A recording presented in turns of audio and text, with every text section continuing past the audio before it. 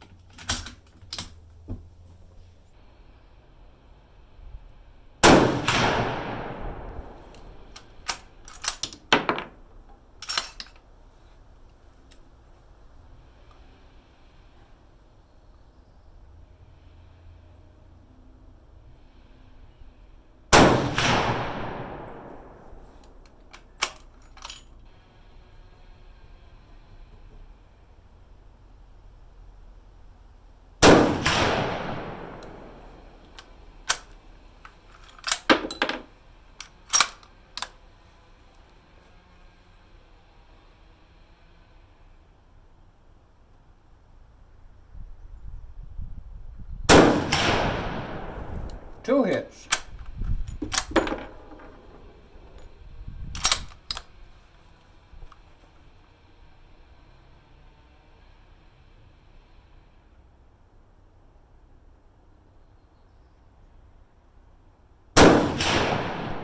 Three hits.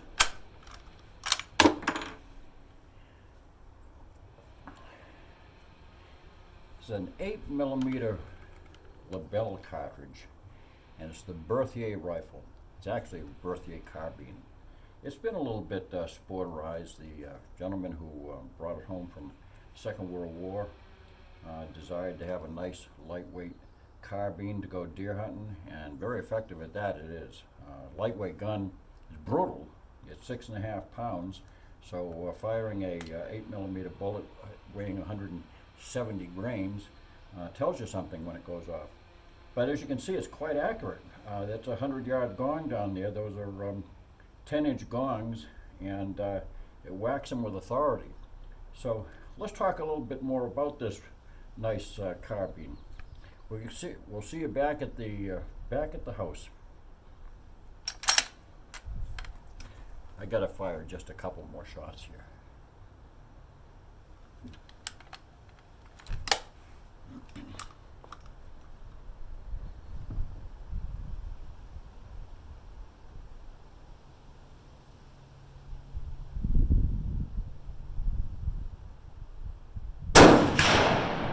Four.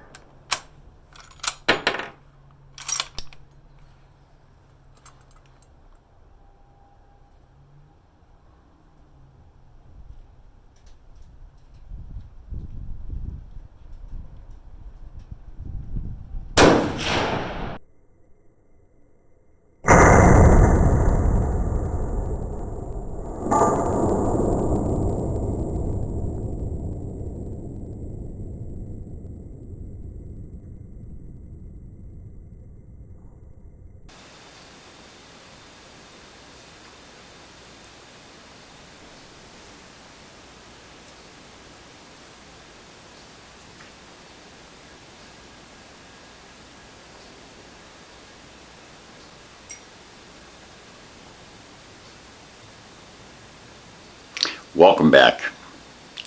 So what do these seemingly unrelated elements have to do with one another? Well, I'll tell you. The fine gentleman who brought this Berthier Carbine, this French fighting rifle, back home from World War II over 75 years ago, was the same gentleman and a friend of mine who painted these oil paintings. This is only a few that he created back in the 1950s. I remember when he painted these.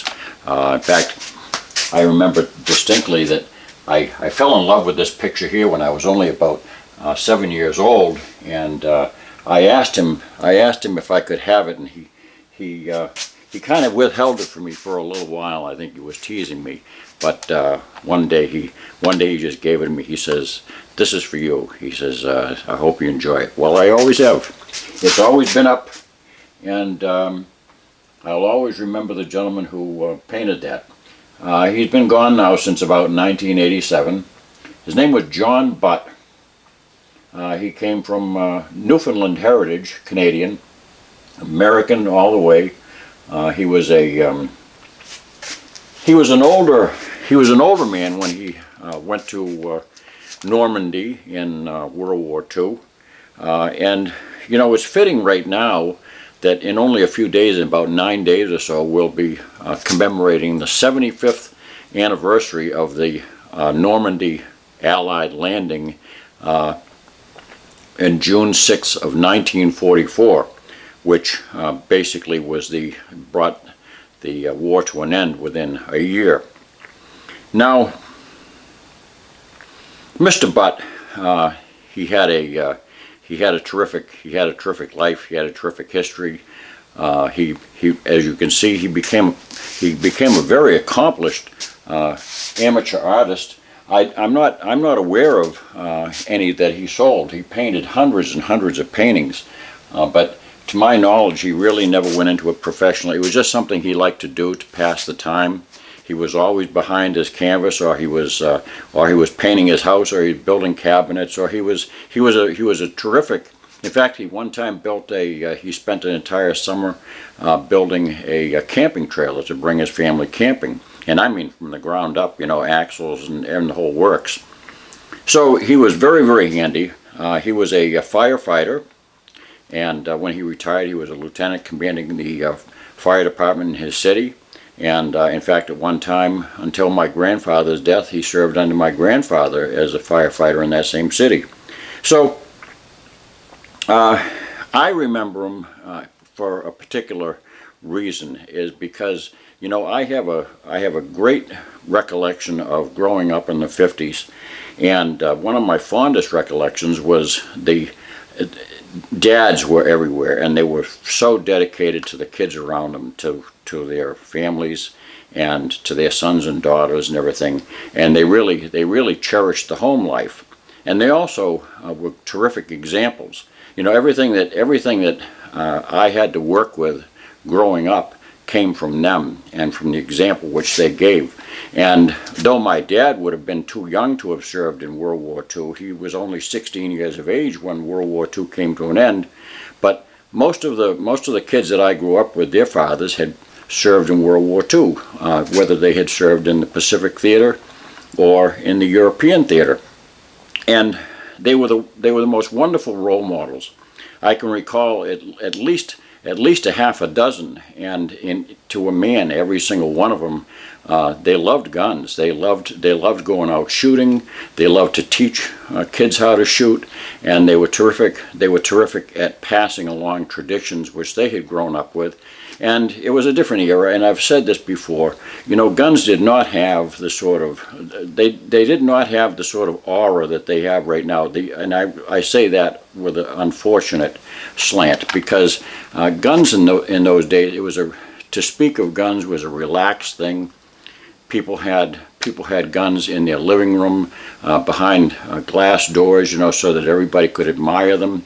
They became basically part of the household furnishings. So I just want to make sure that for this, you know, we just had Memorial Day, and I just want to remember those who gave their lives, gave that ultimate sacrifice for our freedom. And we can never forget that sacrifice in any age, whether it was you know, in World War I, World War II, in Vietnam or Korea, and certainly in Iraq and Iran, you know, the desert wars. They're all serving the same goal, is to keep us free. So what happened that my friend came upon this gun? We don't know. That's one of those things that he didn't, as far as I know, he didn't pass along, was the circumstances by which he came by this French Berthier carbine, which is chambered in the 8mm Lebel, which I'll talk about. He didn't pass along how that occurred, but we do know that certainly he acquired it, and he was a combat fighter. He went from, his unit was the 60th Combat Engineers in the 35th Infantry Division, which was known as the Santa Fe Division. And they engaged in 5 major battles throughout all of France and into Germany and Belgium. And they had great success, obviously. It was a lot of tough work for a year getting across Europe, finally getting bringing the World War II to an end. And it was tough going the whole way. You have to remember that this is being outdoors 24/7 through some of the most brutal winter that Europe had ever seen, and it was muddy. Things were tough. People are shooting at you all the time. Big stuff too. We're not just talking. This was pretty serious warfare. The Berthier Carbine was, in many circumstances, the Berthier Carbine was the standard rifle, had become the standard rifle of the French fighting forces after World War I. Up to World War I, it was considered largely a cavalry piece because, you know, it was short, and you know, this sling arrangement allowed it to be carried on a horseman's back without banging into him. It was fairly lightweight. This gun only weighs 6.5 pounds. It might possibly, with its full length, it may possibly have gotten to 7 pounds. This has been sporterized.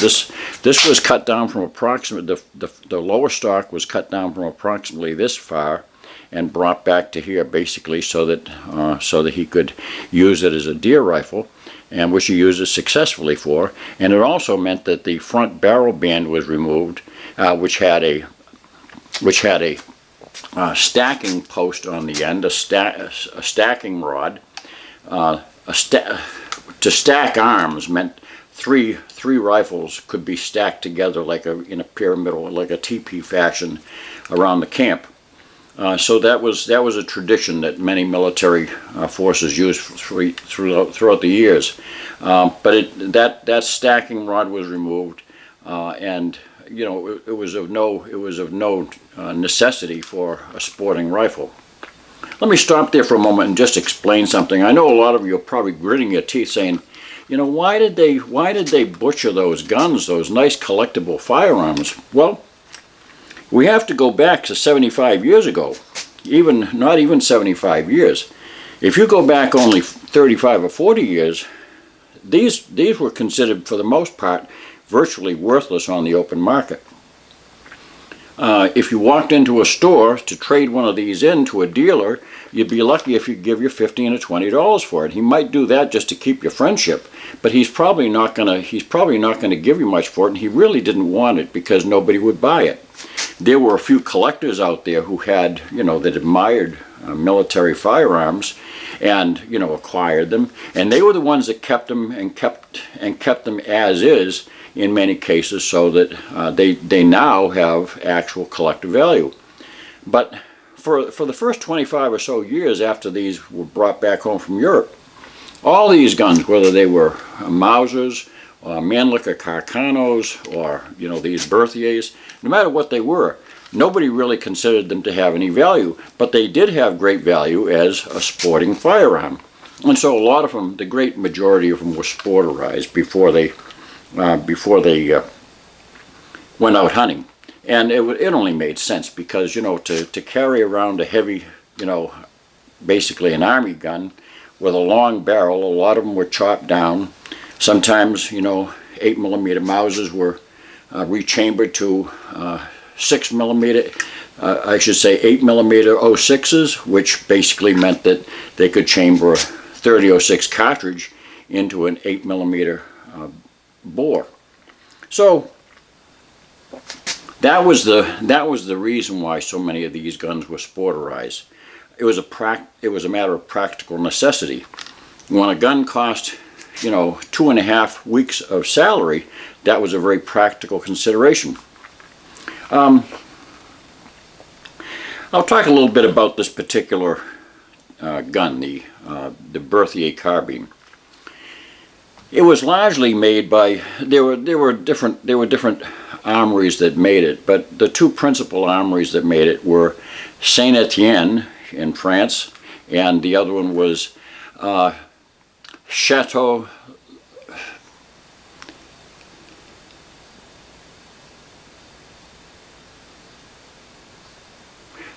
Leroux. And now Chateau Leroux was, I would say, probably they produced the major numbers of them. It's hard to say how many of these were made. Perhaps close to 500,000. At least 400,000 or 500,000, I would say, because even after World War I, they went into production. They went into production in the early 1900s, and by the time the World War I was done, they had pretty much become the primary firearm for the French. Now they had the rifle version was much longer, and it was a heavier rifle, but it was soon found in trench warfare to be very difficult to handle, and so the carbine emerged as the primary fighting arm, especially after World War I, and this is what the government really centered their attention on to establish as a standard fighting rifle. You know, in the years up into World War I, you know, the standard practice was firing from ranks, which meant that you fired over the soldier who was kneeling in front of you, and naturally you wanted to have, you know, it was only necessary to have your muzzle extend beyond that soldier that was in front of you, for safety reasons, and also so that you didn't kill him with concussion. So all those styles of fighting and those tactics went out the window, and with it came the need for shorter and lighter guns. There were a lot of changes made to the Berthier. Until it was finally, the production finally ceased in 1939, and it was already considered obsolete for probably close to 30 years. It was considered obsolete, and I'll show you in a minute with the cartridge. You know, it was a rimmed cartridge, which was based on an earlier form rifle with a tubular magazine underneath and blunt nose bullets and everything. And so when it was adapted to a box magazine rifle with a clip. That rim design was very, very cumbersome, and it reduced the capacity, and it restrained the capacity to only 5 rounds. So, but that was in large part a bureaucratic issue more than anything else. You know, governments they're hard to get off track and get into a different mode. And you know, during World War I, the main thing was to keep on producing what they had. There was no time for, you know, introducing anything new. And then after World War I, then inertia comes in, and people get complacent, and they say, hey, we're fine now. There's no fighting going on. Let's just keep things the way they are, status quo. So they didn't really change it, and it became the standard issue gun up until, including World War II. Now, a lot of these guns were captured by Nazi troops when the Nazis walked into France, and they seized these guns, and they seized quite a huge supply of them, and also the ammunition was there for the taking. So a lot of these guns actually were used by Nazi troops in combat, especially especially rear echelon units, and on stationed at particular fixed posts. It was not necessarily, you know, the rifle that was preferred to go afield on missions, but this was certainly issued to a lot of Nazi soldiers and used against the Allies. So we don't know what the history of this particular rifle was. We do know that it is by all the appurtenances and all the features that it was fully in compliance with the government issue and all the upgrades that had occurred up until that time. This gun has undergone a lot of changes. There were many changes that caused recalls of the older guns, the ones that had already been made. They were returned to the arsenal and then refitted, upgraded, and then when new features came out, of course, those were incorporated into the new one. So let me just go over some of those features. Now, I'm not a weapons historian, and I certainly am not an expert on this particular firearm. If you know, there are sources online. Forgotten Weapons is a great place to go if you want to see a 4-part series on the Berthier Carbine and the rifles and everything like that. He's very comprehensive about his military arms history. But I can certainly tell you a little bit about this gun and just mark what points of interest. It's got open sights, and as you can see, they're the typical ladder sights that can be erected for extreme range. When I say extreme range, when they're lowered down, this tab here will allow me to go from 200-yard increments all the way up to 1,000 yards, or 1,000 meters, I suppose. And in its elevated position, it'll go all the way out to 2,000, and that's good luck. This is it's open sights. They've got it's got a notched rear sight, and it's got a blade partridge style front sight, and that was one of the alterations and changes. This one here happens to have the A marking on it. If you can see, there's a, I don't know if you can see, there's an A on the side of that. That denotes that it was changed. And also the rear sight, you can see there's an A on that flat section, and that means it has also gone through the alteration. That alteration was that when the rifle was first introduced, it did not have this wood top handguard, and of course it was found that the barrel gets extremely hot in sustained fighting. So the wood handguard was put on there to protect the soldier, but then they learned that it covered up the serial number, which was stamped in the barrel.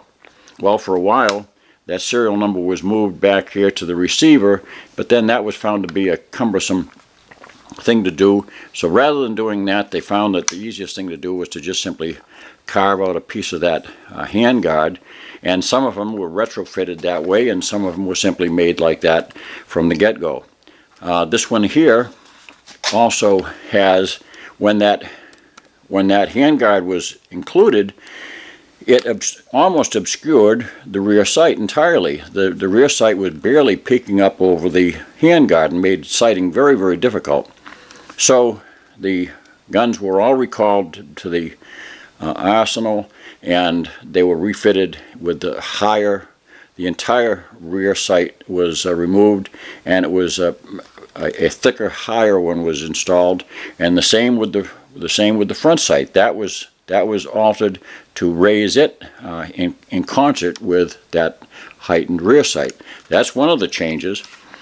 There was some additional stiffening reinforcement in the recoil lugs. There was at one time let's see if you can see it, there's a stripe of wood right here. That is actually a filler wood, which was added. There used to be a clearing rod in the original issue, and the clearing rod was a rod. It's not a cleaning rod. A clearing rod was something that was used to poke down the barrel to remove a stuck case from a chamber. But that was determined later on to be superfluous. So the clearing rod was removed, and it also meant changing the rear barrel band, which had an allowance. There was a bump in it that allowed that clearing rod to pass by. So they were either retrofitted with the same with the same rear handguard, which was eventually changed to have this just smooth pattern. It didn't have that bump, that clearance. And as I said, the front end of the stock was longer. It had its own barrel band with the provision for bayonet mounting and also that stacking lug. Some other changes too. The sling was moved from its original position, was where you would find it on a sporting rifle right here. This one was never filled in. The ones that were retrofitted have it was machined out, and another piece of wood was put in. It was very craftily done. It was very nicely done. They paid attention to their craftsmanship, because it's very difficult to see on guns which that retrofitting was done. This is a nice piece of walnut. You know, this is beautiful walnut. This was something that was standard equipment on firearms throughout much of the world. You know, the U.S. Garand and carbines, they all had, for the most part, they had nice walnut. It wasn't as rare back then either.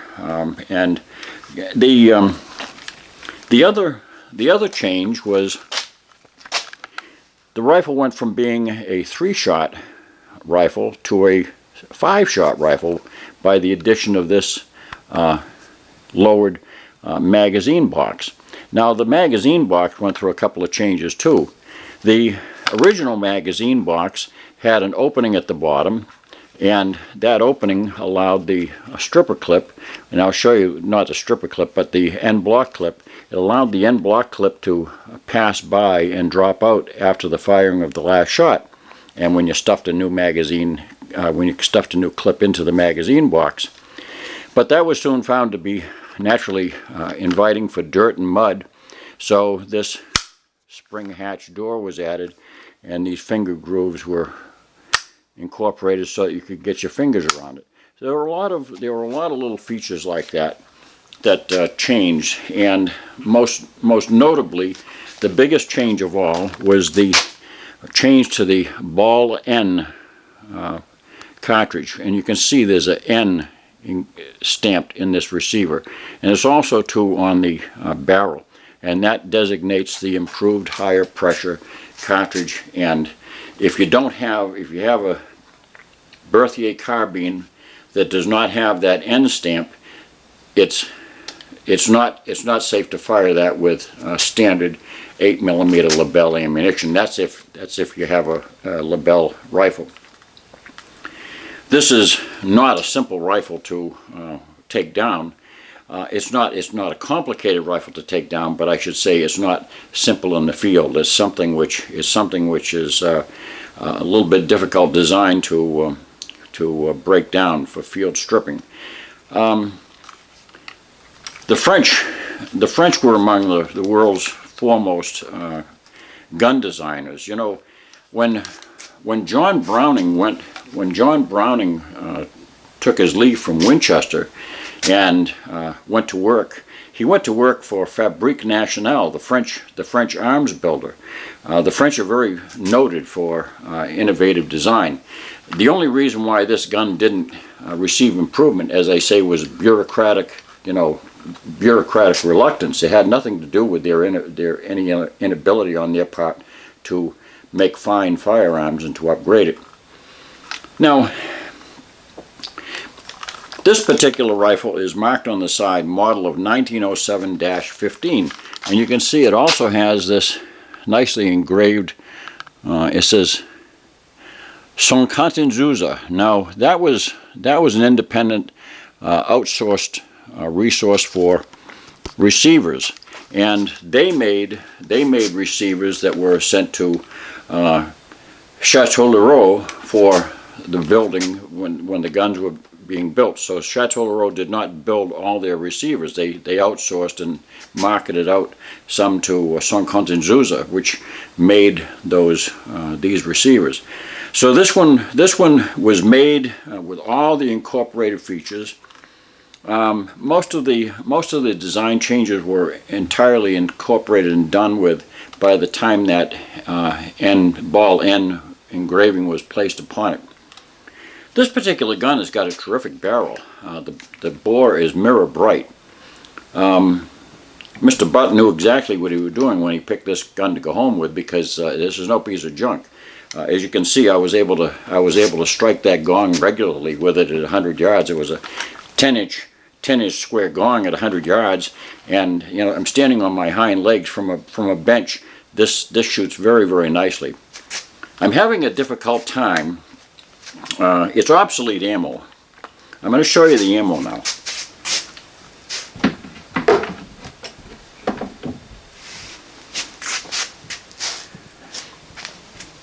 This is the cartridge right here, the 8mm Lebel. Now, it's a rather peculiar looking cartridge, if I must say so, and as I say, it was obsolete almost from the day that it was introduced, but it has, you know, ironically, it's also the first cartridge that was used, first military cartridge ever used with smokeless powder rather than formerly black powder. So this is a true smokeless powder, you know, pioneer. Its shape derives from the original form. It was a black powder 11mm Gras, and that cartridge was 11mm, much larger diameter, and it was simply necked down. And then, in order to stack it in a magazine, the second taper was added. There's a taper that you can see. It starts from about here and goes to here. So it's not one continuous long taper. It's a secondary taper, and that's so that they can nest. That's so that they can nest without interference of the rims. This is a rimmed cartridge, and that rim sticks out. Wrong one. That was a 3006 card. This is a rimmed cartridge, and that rim sticks out, and that would really complicate standard loading in a box magazine, because the rims would basically get tangled up with one another. That's one of the issues with the 220 Swift. You have to make sure that you stack each round successively forward of the one beneath it. But that would be a real problem with a N-block clip where they're all stacked in a row. So by nesting them so that that forward taper that's how they go shoulder to shoulder, is along that side, that secondary forward taper. That permits that clearance of the rim. Now these are 170 grain factory loaded Remington cartridges, and this is an old antique box.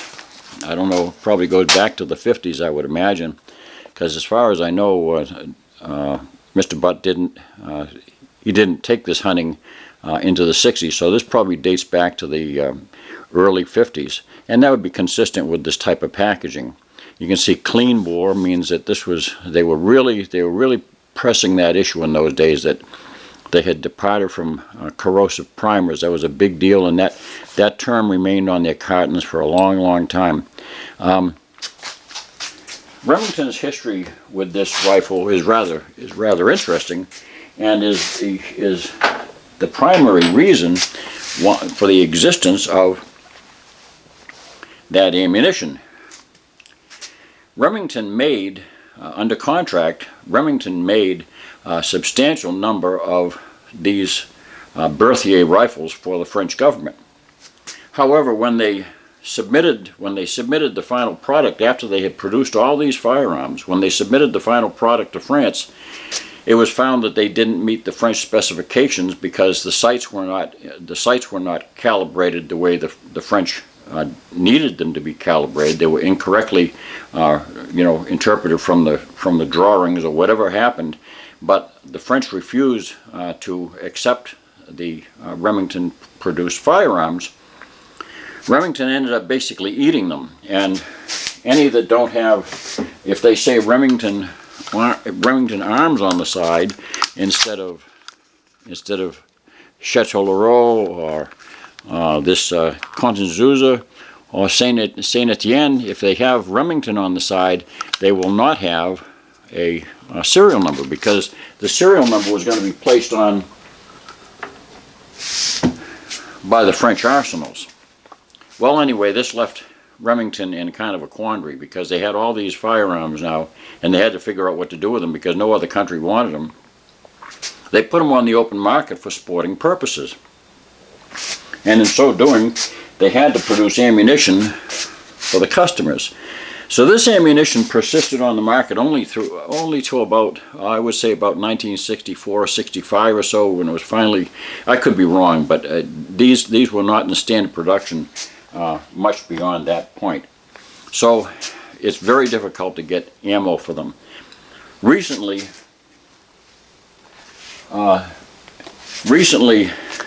these were introduced, PPU, and these are 8mm, and technically it's 8x50R, meaning rimmed. That's the European designation.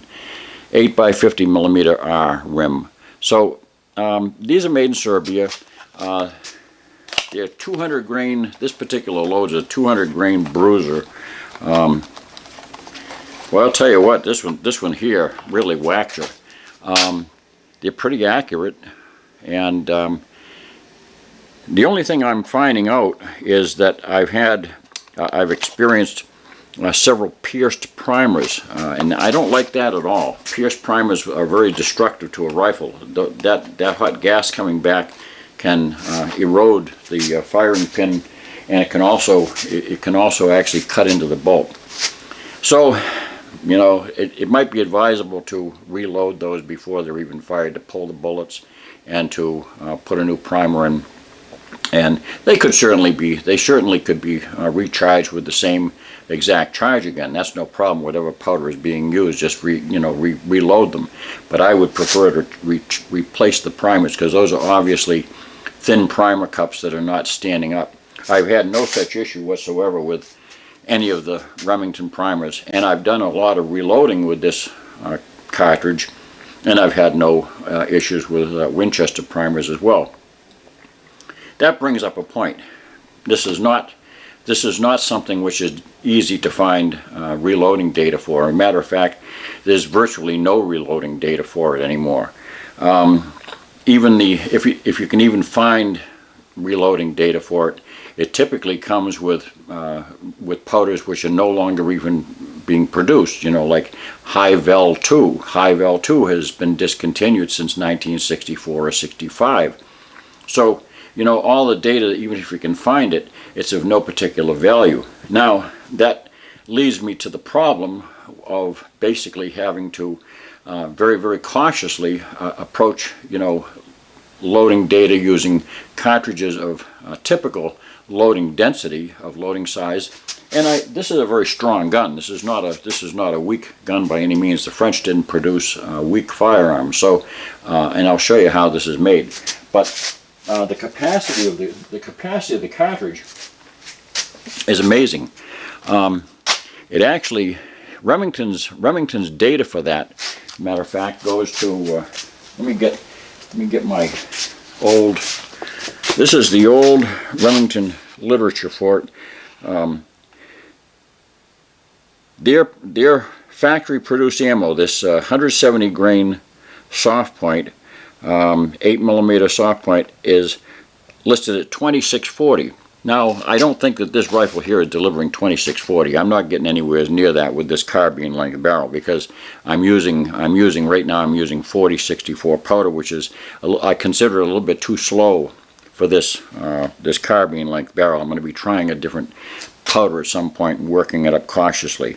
But compare that 2640 to the German 8mm Mauser, which was 2570. Not a substantial difference, but it does show that, you know, it's not a puny cartridge by any means.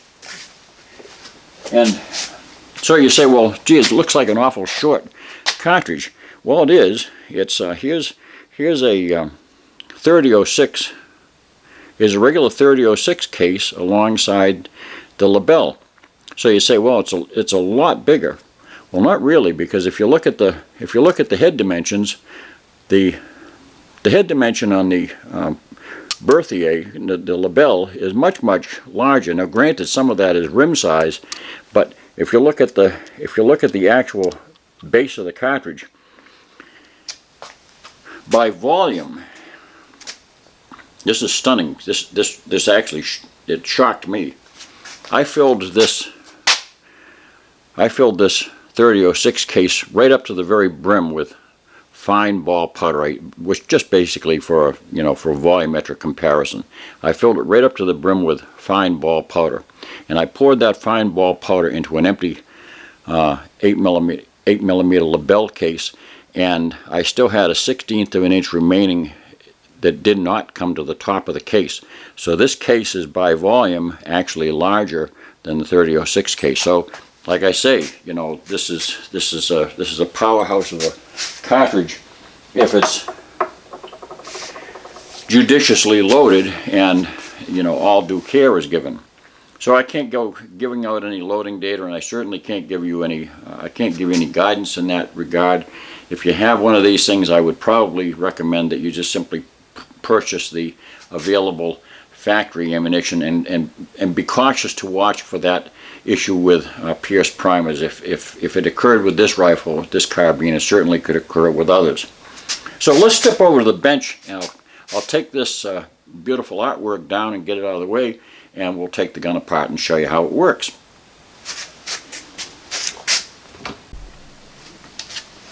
Okay, now I've loosened up the sling strap if it's necessary. If you have one on your rifle or your carbine, loosen that up because you're going to have to get your barrel band up over the end of your muzzle. Now, using a standard flat bladed, I got the wrong point in there.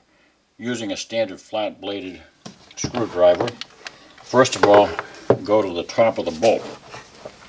Now, this bolt right here is not something that can be removed by simply depressing a button or pushing a lever or pressing on the back of the trigger or anything. This is a rather unusual maneuver. First of all, you just remove that. You remove that screw, and none of these screws should be returned with any forceful torque or anything like that. These are retention screws. They're not holding anything into place. They're just simply, or I should say, by their own force. The bolt, the forward section of the bolt, is actually held in place by itself. You can consider the rear part of the bolt basically to be a bolt carrier. The bolt is the forward portion of it. So I'm going to show you now.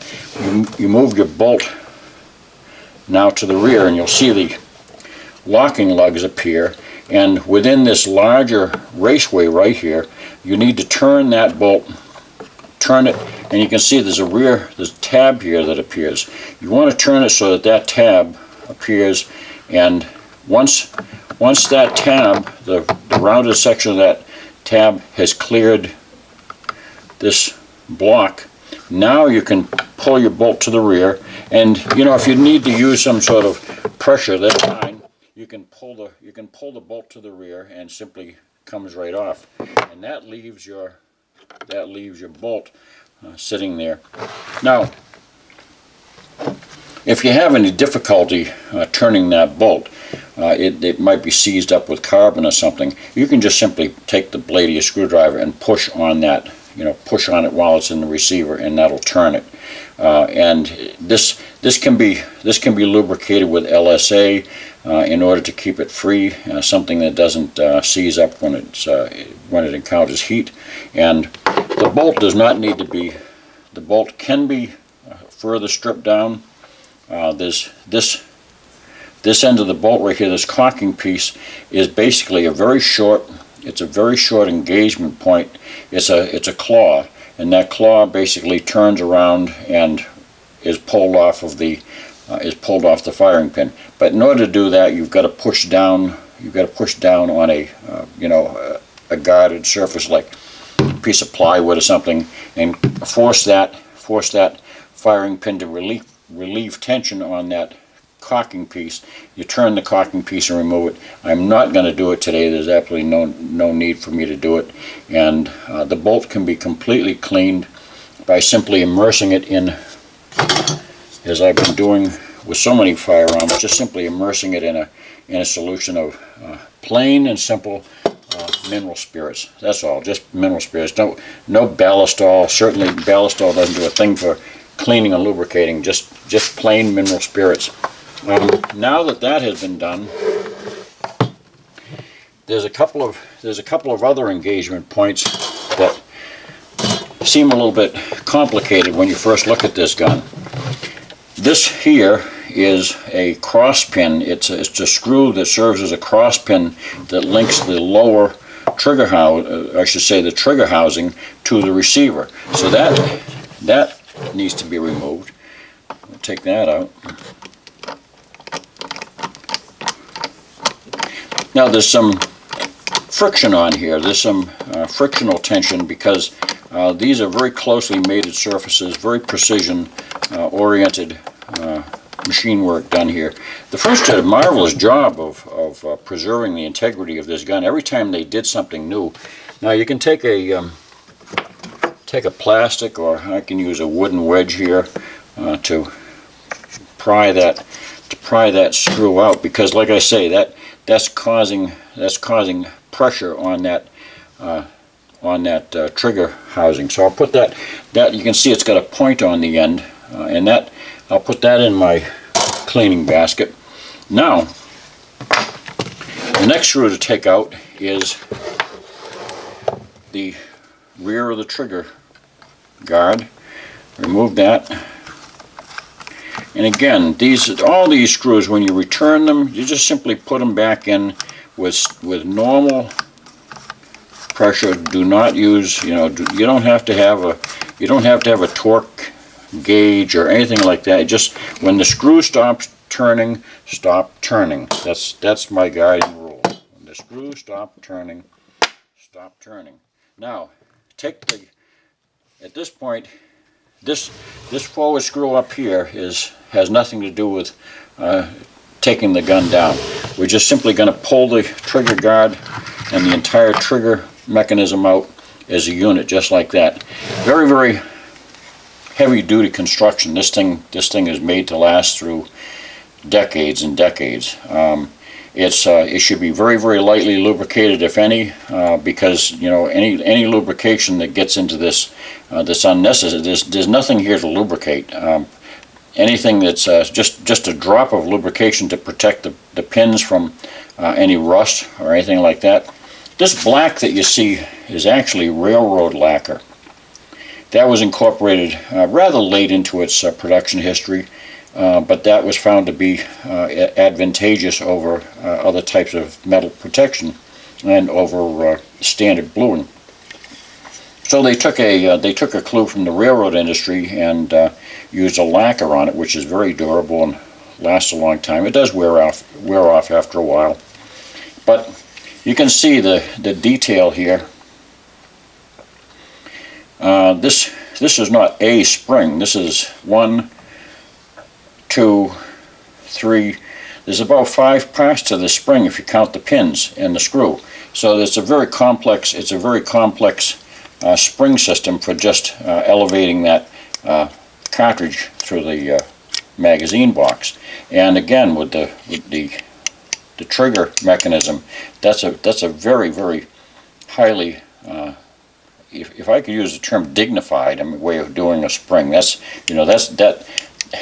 That is really a lot classier than a simple coil spring or something. It kind of reminds me of the old Colt detective specials and stuff that had that type of leaf spring. But everything is very heavy duty. It's actually got a 2-stage military trigger, which is quite nice. The first stage takes up with probably less than 1.5 pounds of pressure, and the remaining pressure is about a 6 pound, 5.5 to 6 pound trigger pull, but it's very, very crisp. It's a beautiful trigger. Now that you've got the trigger guard out, this whole system here is held in by just simply one more screw, and that's this one right here. We'll take out this the forward screw, not the rearward, the one that's closest to the trigger. So take that one out. This is actually the one that's holding in this is the tang screw that's holding in the tang of the rifle receiver. So take that out. Now the whole rifle is being held in by just this. Depress this lever, which is forward of the barrel band, and slide that barrel band forward.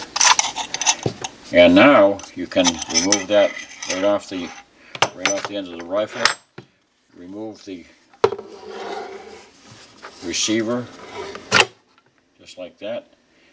The stock comes apart. Now there is a little bit of oil corruption here. You know, through the years, this gun was made 100 years ago.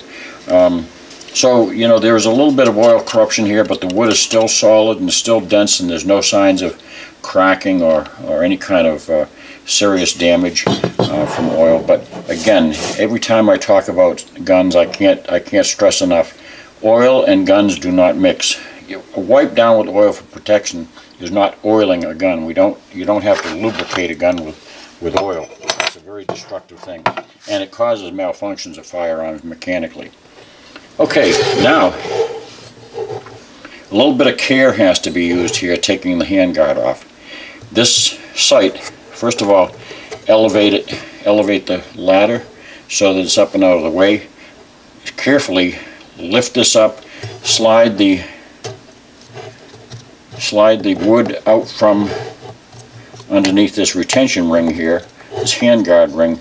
Now you've got to turn the handguard 90 degrees to lift it off, so that you're not bashing. It's not going to clear very easily this way without causing damage to the wood. So just lift it off. Now you can expect to see what your gun heritage is. I'm going to get my glasses on here so that I can.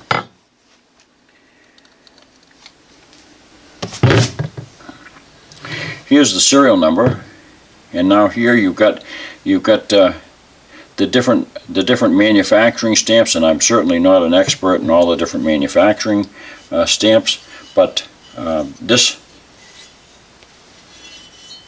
a date stamp right here, and that's MAC, and that's Chateau Leroux is the manufacturing company, and that's manufactured the arms, Chateau Leroux, 1917. So this rifle was made in 1917, and this 5 right here, you can see if you can turn this to the light, this 5 right here denotes that it was made in the 5th month, in May. So this barrel was assembled to the receiver in May of 1917. So this was made before the end of this was made during World War I. So that's the name of the game with this gun, and it incorporates most of the features which are known in this particular rifle as the M16 modifications, the Model 16 modifications. So that was the year that so many different changes were incorporated. But it's a very, very handsomely machined firearm. A lot of machine work here. When you look at something like this, it brings to mind the stuff that you see in the old Springfields and Model 70s and things like that. They left nothing out when it came to putting it together. So that's it. Here we have the Berthier Carbine, and I hope you enjoyed this particular presentation. Thanks for watching, and God bless.